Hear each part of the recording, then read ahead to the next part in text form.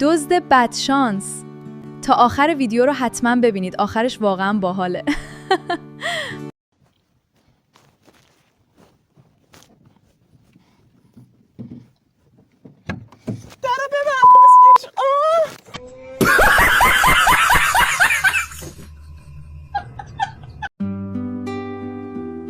وقتی روی اعصاب دکتر راه بری، عاقبتش همینه دیگه. عاقبتش همینه دیگه. جناب آماده این؟ بله. خب سمت شاگرد براتون بزنم یا سمت راننده؟ از جا رو دوست داری بزن، فقط به دنده دست ندن که حرکت میکنه. یواش بزنی ها. خیلی عوضی. آی. بابا اینجا خیابونه، مگه چی خبره؟ بعضیا انگار فکر کردن وسط مسابقن.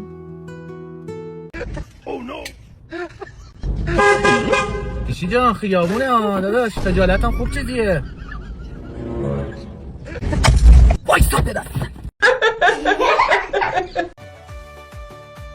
اگر خوشتون اومد لایک کنید و برای دیدن ویدیوهای خنده‌دار بیشتر حتما سابسکرایب کنید.